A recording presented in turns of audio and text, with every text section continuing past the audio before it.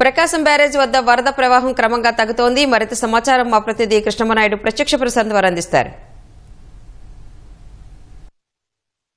ప్రకాశం బ్యారేజీకి వరద ప్రవాహం కొనసాగుతుంది. ప్రకాశం బ్యారేజీలోకి ప్రస్తుతం 4,20,000 క్యూసెక్కుల నీరు వచ్చి చేరుతుంది.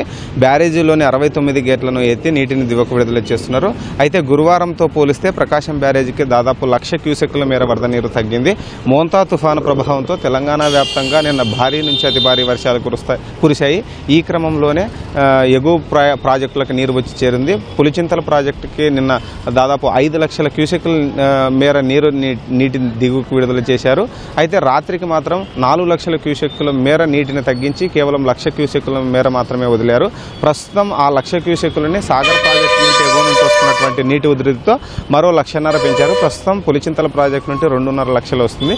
ప్రస్తుతం బ్యారేజీలోకి 4,20,000 క్యూసెక్కుల నీటిని విడుదల చేయడంతో ప్రస్తుతం బ్యారేజీ దగ్గర మొదటి ప్రమాద హెచ్చరికను కొనసాగిస్తున్నారు. సాధారణంగా మనకు జలవనరుల శాఖ అధికారిక లెక్కల ప్రకారము 3,97,000 క్యూసెక్కుల నీరు చేరితే మొదటి ప్రమాద హెచ్చరికని విడుదల చేస్తారు.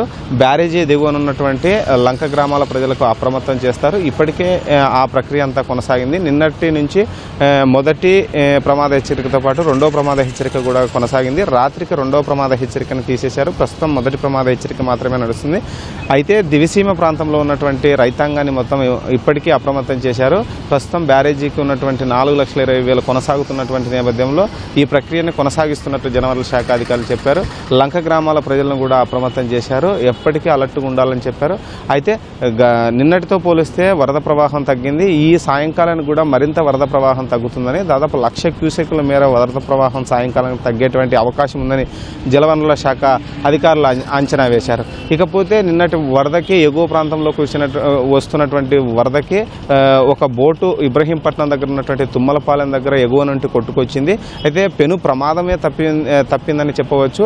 తుమ్మలపాలెం దగ్గర గుర్తించినటువంటి మత్స్యకారులతో పాటు జలవనరుల శాఖ అధికారులు, రెవెన్యూ సిబ్బంది ఆ బోటుని వెంటనే అక్కడ ఉన్నటువంటి స్థానికుల సహాయంతో బోటుని నది ఉధృతి నుండి తప్పించారు. పక్కకు లాగేయడంతో పెను ప్రమాదం తప్పింది. లేకపోతే గతంలో జరిగినటువంటి ఒక ఘటన చూసుకుంటే ఇక్కడ ప్రకాశం బ్యారేజీ వద్ద ఉన్నటువంటి గేట్లకి అది తగ్గేటువంటి అవకాశం ఉండేది. మొత్తానికి చూసుకుంటే ఆ ప్రమాదం నుండి రెవెన్యూ సిబ్బందితో పాటు స్థానికులతో కలిసి తగ్గించారు. ఇక మున్నేరు వైపు చూసుకుంటే జగ్గయ్యపేట, నందిగామ నియోజకవర్గాల గుండా వస్తూ చందర్లపాడు మండలం వద్ద నుండి ప్రకాశం బ్యారేజీలోకి ఆ యొక్క మున్నేరు వరద ప్రవాహము కృష్ణానదిలోకి కలుస్తుంది. మున్నేరు ప్రవాహము గురువారం అర్ధరాత్రి వరకు 1,60,000 క్యూసెక్లు ఉంది. ప్రస్తుతం దాని యొక్క తీవ్రత కూడా తగ్గింది. దాదాపు 70,000 క్యూసెక్కుల మేర తగ్గింది. ప్రస్తుతం మున్నేరులో 81,000 క్యూసెక్కుల వరద ప్రవాహం ఉంది. నిన్నటితో పోలిస్తే దీని యొక్క తీవ్రత కూడా తగ్గింది. రైతాంగం కూడా కొద్దిగా ఊపిరి పీల్చుకుంటుంది. ఎగువ ప్రాంతంలో పూర్తిగా మోంతా ప్రభావం తగ్గిపోవడము, దాంతోపాటు ఎగువ ప్రాంతం నుండి వస్తున్నటువంటి వరద కూడా తగ్గడంతో రైతాంగం అంతా ఊపిరి పీల్చుకుంటున్నారు. ఉమ్మడి కృష్ణా జిల్లా వ్యాప్తంగా ఎక్కడా ప్రస్తుతానికి వర్షాభావ పరిస్థితులు అయితే కనిపించట్లేదు. పూర్తిగా ఎండ కాస్తుంది. అయితే ఈ నెల 25న ఏర్పడినటువంటి బంగాళాఖాతంలో ఏర్పడినటువంటి ఈ మోంతా తుఫాను దాదాపు 5 రాష్ట్రాల మీద దీని ప్రభావం అధికంగా చూపించింది. తీరం దాటేటువంటి సమయంలో దీని యొక్క ఉగ్రరూపం చూపించింది. ఏపీలోని చాలా జిల్లాలపై దీని యొక్క ప్రభావం చూపించింది.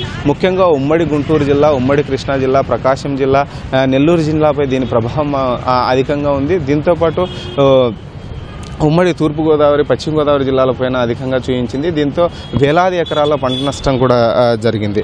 ఇకపోతే ప్రస్తుతం మోంతా తుఫాను అన్నది ఛత్తీస్గఢ్ ప్రాంతంలో బలహీనపడి కొనసాగుతుంది. దీని యొక్క ప్రభావం కూడా పూర్తిగా తొలగిపోయేటువంటి అవకాశం మరో 2 రోజుల్లో కనిపిస్తుంది. ఓవరాల్గా చూసుకుంటే ప్రకాశం బ్యారేజ్ దగ్గర నిన్నటితో పోలిస్తే వరద ప్రవాహం అన్నది బాగా తగ్గింది.